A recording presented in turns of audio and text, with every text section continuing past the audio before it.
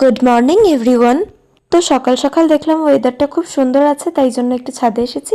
সকালের আলতো মিষ্টি রোদটা গায়ে মেখে শুরু করলাম দিনটা। তারপর নিচে এসে আমি একটু চা খেয়ে নিলাম। চা ছাড়া তো একটা দিনও শুরু করতে পারি না, এটা তো লাগবেই। তারপর মা বলেছিল কিছু অর্ডার করতে, সেগুলোই অর্ডার করেছিলাম। অনেক কিছু কিনিয়েছে আমাকে দিয়ে, তো ভাবলাম অর্ডারই যখন করেছি একটু একটু গুছিয়ে গাছিয়েও দিই।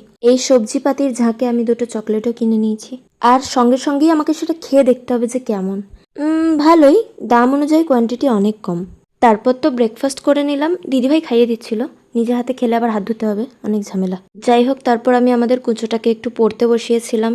কানে ফুল গুজে সুন্দর লিখছিল আমাদের ভালো ছেলে। তারপর তো স্নান টান করে হালকা করে রেডি হয়ে নিয়েছি, কারণ কাজ কাম ছেড়ে তো আর বাড়ি বসে থাকা যায় না। খালি গরমের মধ্যে রাস্তা দিয়ে যাওয়াটাই একটা যুদ্ধ।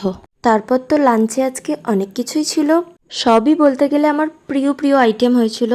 ভাত তো থাকবেই, সাথে শুক্তো, ডিমের কিছু একটা, আর মাটন। আর শেষে ছিল একটু মিষ্টি মিষ্টি আমের চাটনি। আজ তো পুরো কবজি ডুবিয়ে খেয়েছি। তারপর একটু আইসক্রিমও খেয়েছিলাম। তারপর রাতে গিয়েছিলাম একটু চিকেন রোল কিনতে। এটাই আজকে আমাদের ডিনার। আর সবশেষে খেয়েছি মিনি কর্নেটো। বাই।